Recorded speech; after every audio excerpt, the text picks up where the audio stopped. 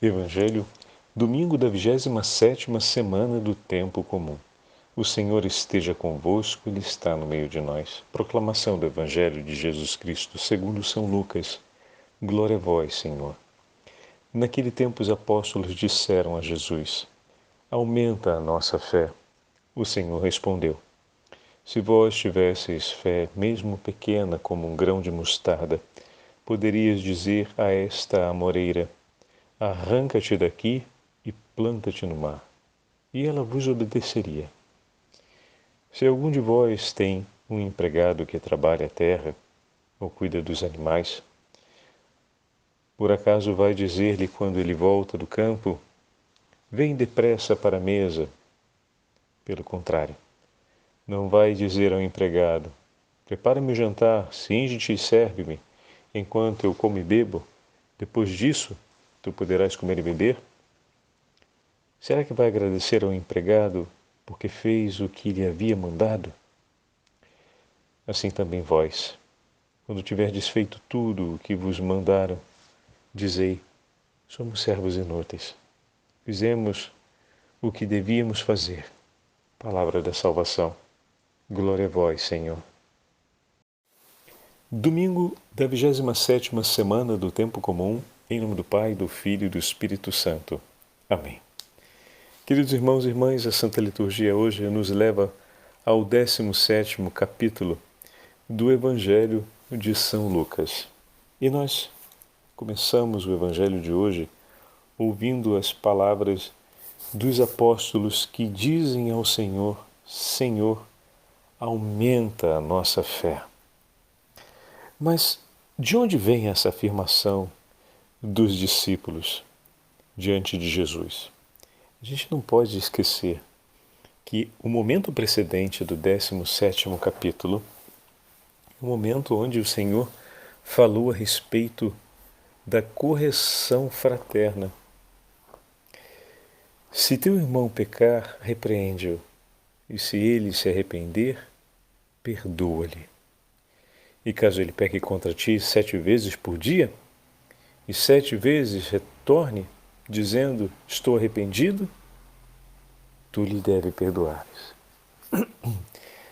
A narrativa de Lucas é um pouco diferente daquela que ouvimos em Mateus, onde Pedro vai perguntar a Jesus quantas vezes deve perdoar o próximo. Aqui, Jesus, ele mesmo apresenta no contexto aquilo que seria a medida do perdão. Uma medida que supera a fé dos discípulos. Mas em que sentido, Padre Fábio? É preciso que haja um grande alicerce em Deus para cumprir essa atitude. Não é uma atitude que se improvisa, mas é a atitude de um coração que confia inteiramente em Deus. Antes ainda, bem no início do capítulo 17 e o final do capítulo 16, no final do capítulo 16 nós nos lembramos, sobre o texto do pobre Lázaro e do rico. E ali nós víamos já essa distância sobre o amor fraterno, a crítica à questão de ter o sinal das bênçãos e da graça de Deus em seu favor, mas de não viver segundo a graça desse Deus, de ter as coisas sem reconhecer nele o tesouro de sua vida, ou seja, uma vida que não se fundamenta em Deus, que não se fundamenta na profissão de fé, no reconhecimento desse Deus como Senhor soberano da minha vida e de todas as coisas. Então, se olhamos a sequência dos textos, eis que chega um momento em que os discípulos, ouvindo tudo isso, reconhecem essa verdade. Senhor, é preciso que a nossa fé seja mais forte. O Evangelho coloca exigências à conduta de vida dos discípulos, mas não é uma exigência esmagadora, é importante termos isso presente. Sim, o Evangelho coloca exigências sobre a nossa vida, mas não nos esmaga de maneira opressora. É preciso que, para vivermos essas exigências do Evangelho, não querer diminuí-las, ou seja, adaptar o discipulado ao nosso modo de vida. Nós que somos chamados a viver ao modo de vida proposto por Deus. Aqui é o primeiro ponto. E para isso é preciso que a nossa vida esteja outra vez centralizada em Deus. O que significa dizer, viver à luz da fé. E aí vem uma imagem forte. Por quê? Uma imagem forte, uma imagem que pode nos ajudar. Às vezes nós imaginamos que é preciso que haja muita fé para conseguirmos realizar as coisas que nos pede o Evangelho do Senhor. E a surpresa que nos foi entregue hoje é essa. Versículo 6. O Senhor então respondeu: se tivesseis fé como um grão de mostarda. O que significa essa frase, meus irmãos? Significa que o ponto central não é ter uma quantidade enorme de fé, mas ter uma fé autêntica. Ou seja, uma total confiança em Deus. O que acontece na maioria das vezes, como o padre acabou de falar, é que a gente sempre procura adaptar as exigências do Evangelho ao nosso estilo de vida. Na verdade, a flexibilização, ela vem da parte do Evangelho e não da nossa parte. Tentamos, por diversas vezes, fazer o Evangelho aceitar o nosso modo de pensar, o nosso modo de ver as coisas, o nosso modo de interpretar o mundo, a nossa própria vontade. E nos tornamos excelentes mediadores entre o que pede o Evangelho e exige na sua integralidade e a nossa vida como tal. E bem sabemos que o processo de conversão às vezes se torna lento, muito cansativo, confuso e dispersivo por causa disso. Porque tentamos criar como se fosse mediações entre a vida que já passamos a admitir como sendo uma vida boa e suficientemente agradável a Deus e a exigência do Evangelho como tal, que continuamente procuramos justificar ou limitar aos nossos afazeres, né? Bom, e Jesus então aparece com essa frase, que parece ser paradoxal. Não precisa muita fé. Se vocês tivessem alguma fé, se vocês tivessem a fé como um grão de mostarda, e ele usa a imagem da semente mais pequenina que tem, para dizer que se a fé fosse como aquela semente, ainda que pequenina, essa mesma imagem do grão de mostarda ela vai aparecer em outro momento na Sagrada Escritura, e nós lembramos bem disso. O grão de mostarda é a menor das sementes, mas nela está, ou nesse grãozinho está a plenitude de uma vida vigorosa, né? Que é a árvore que vai crescer e depois estender os seus ramos para dar ninho aos pássaros. Então, ele usa essa mesma imagem de novo, a imagem do grão de mostarda, para marcar, para sinalizar esse elemento, que não é a quantidade no sentido, quer dizer, como a gente normalmente pensa, né?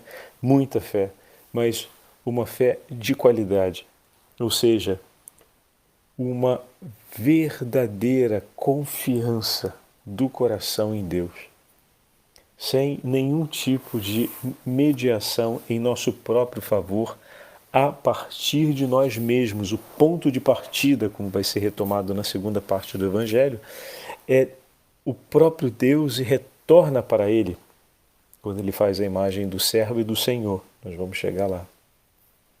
Então, ter essa centralidade em Deus, pedir hoje ao Senhor uma fé assim, uma fé vigorosa, uma fé que reconheça o Senhor como o tudo da nossa vida e o centro da nossa história.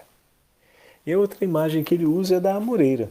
A amoreira tem raízes que são muito bem entranhadas no solo. É uma das poucas árvores que conseguiam resistir sem danos a duras tempestades, ou seja, a ventos, chuvas e até mesmo a inundações, sem que suas raízes fossem arrancadas. Então, não é qualquer árvore que o Senhor usa como imagem, mas essa árvore que tem as suas raízes muito bem alicerçadas no chão, ou seja, que tem uma segurança muito grande do lugar onde está e de como está fixa ali naquele lugar. Ele diz, se tivesses fé como um grão de mostarda, dirias a essa amoreira, que as tempestades não arrancam, que as inundações não derrubam, que os ventos fortes não quebram. Sai daqui, arranca-te e planta-te no mar. E ela obedeceria. O que significa dizer que até as situações mais difíceis e mais entranhadas da vida, até aquelas que parecem ser quase insolucionáveis pelos homens, ou de todo insolucionáveis pela força dos homens, encontrariam um caminho de solução, encontrariam uma resposta de mudança. Quando a fé do coração do homem é vigorosa, até as situações mais difíceis ou aquelas que parecem ser impossíveis de serem mudadas, mudariam. Tamanho poder da fé na vida do homem que crê e espera no Senhor. Então a imagem que Jesus usa, agora que a gente foi colocando um pouco mais de descrição, foi descrevendo um pouco mais os elementos, tem muita força para a gente. Quantas são as situações da nossa vida em que nós enfrentamos momentos terríveis e parece que tudo vai se arruinar? Ou quantas são as situações da nossa vida em que nos damos conta que existem em nós, ou na realidade à nossa volta, como chefes de família, como líderes de uma comunidade, situações que parecem ser imutáveis, situações de tal modo cristalizadas e vigorosamente enraizadas que um fala, bom, mudar isso daqui é praticamente impossível. Entretanto, para o homem de fé, nada é impossível, porque Deus está com ele, pois para Deus nada é impossível. Então o homem que espera e confia no Senhor, que tem Ele como centro da sua vida, verá a promessa que o próprio Senhor fez aos seus profetas e também à Virgem Maria, na figura do arcanjo Gabriel. Para Deus nada é impossível. E desse modo contemplará os prodígios do Senhor. E para ficar bem clara essa realidade da centralidade em Deus, como ponto de partida e base fundamental para a experiência do discipulado, vem a segunda parte do texto, onde o Senhor vai usar uma outra imagem. Se algum de vós tem um empregado que trabalha a terra e cuida dos animais, por acaso vai dizer-lhe, quando ele volta do campo, vem depressa para a mesa? Bom, aqui a gente está vendo o gênero parabólico mais uma vez sendo aplicado, como a gente já sabe, né? Só que aqui ele tem um caráter mais comparativo do que propriamente parabólico, né? Mas os elementos estão presentes, o que significa dizer que Jesus vai colocar duas imagens em contraste e vai evidenciar o significado disso ao final. Então a última sentença é a sentença final, que muitas vezes vem interpretada de uma maneira que é pouco oportuna. Somos servos inúteis, como se não fosse útil aquilo que faz o servo. E aí o entendimento não é esse. O entendimento, somos servos inúteis porque o serviço já foi realizado. Inúteis porque estamos agora, já completamos o serviço. Então o servo, ele deve servir ao seu Senhor. Quando o serviço foi completado, esse é o senso da inutilidade. Não é que o serviço não sirva para nada, mas é que aquele serviço que foi cumprido por amor ao Senhor, em nome do Senhor, para a honra do Senhor, se completou. Então é a alegria do servo que diz: o serviço está completo. Fizemos o que devíamos fazer por amor ao Senhor. A alegria de quem encontrou a satisfação de cumprir o que era agradável aos olhos do Senhor e tem a alegria de tê-lo feito, e não o descontentamento sobre si. Então, essa distinção é importante, porque a sentença conclusiva da imagem que o Senhor vai usar está exatamente sobre essa afirmação. O Senhor usa a imagem, então, do servo, né? Se algum de vós tem um empregado que trabalha a terra ou cuida dos animais, por acaso vai dizer, quando ele volta do campo, vem depressa para a mesa, senta, come, bebe, ou vai dizer para ele, vai cingir os teus rins, passa para servir enquanto eu como, enquanto eu bebo, e só depois que você vai comer e beber. Bom, é assim que acontece, né? Então, o servo muitas vezes está a mercê das exigências e dos caprichos do seu senhor. Às vezes o senhor pode demonstrar um insaciável desejo de serviço, de prontidão a ele. Olha que coisa interessante. Porque muitas vezes é assim que Deus pode ser visto por nós. Como alguém que tem um desejo insaciável e insolucionável, que nos coloca sobre uma opressão desesperadora. As exigências evangélicas. Não esqueçam, um tema está associado ao outro. Então, ao mesmo tempo que o elemento da fé, faltando, nos leva a não aceitar ou a ter dificuldade em abraçar e colocar em prática as exigências do Evangelho, e desse modo vamos tentar modificar e reler, reinterpretar o Evangelho à luz de nós mesmos, tirando Deus do centro e nos colocando ao centro. Da mesma forma, a gente pode começar a acreditar também que Deus tem um desejo insaciável de ser servido, de ser amado, de que coloca exigências que são fortes porque nos explora, nos oprime, nos esmaga com o seu pedido, que para ele nunca está bom, nunca está suficiente, nunca é satisfatório. E aí vem um primeiro ponto que a gente já falou, a respeito não da fé em quantidade, quantas são as pessoas que oferecem tempo ao Senhor, obediência ao Senhor, que são zelosas pelas coisas do Senhor, mas ainda trazem consigo uma mentalidade de expectativa, quase como um contrato trabalhista, né? Em contrapartida, Deus precisa fazer muito, premiar muito, proteger de todos os perigos e não dar muita dor de cabeça.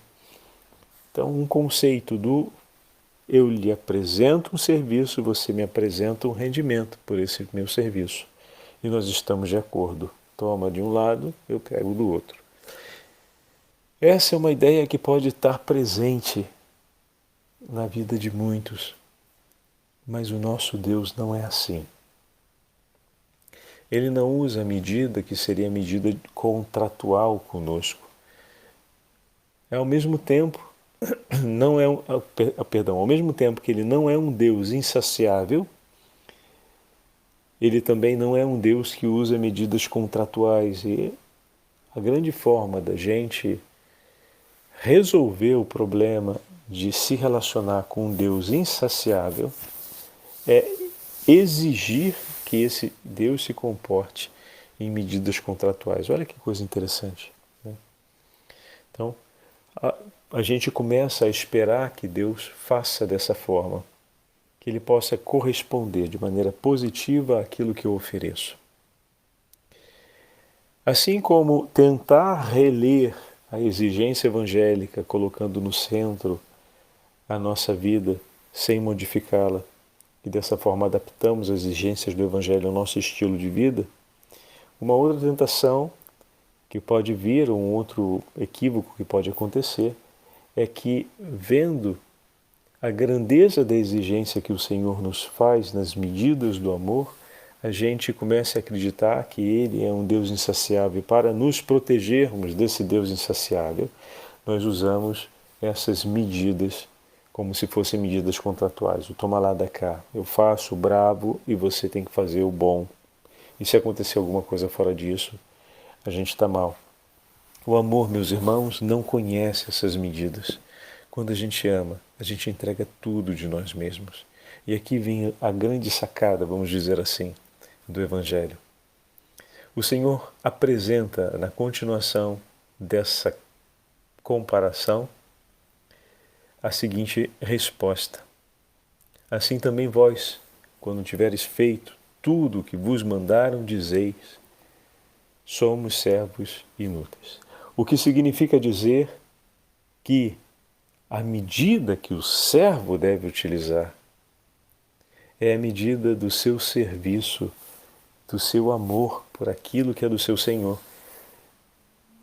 Jesus não coloca o Senhor no centro da parábola, ou melhor, no centro da comparação.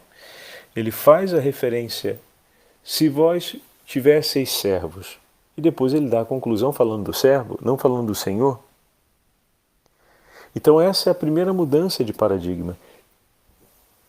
No mundo, nós nos comportamos desse jeito, com exigências insaciáveis sobre os outros.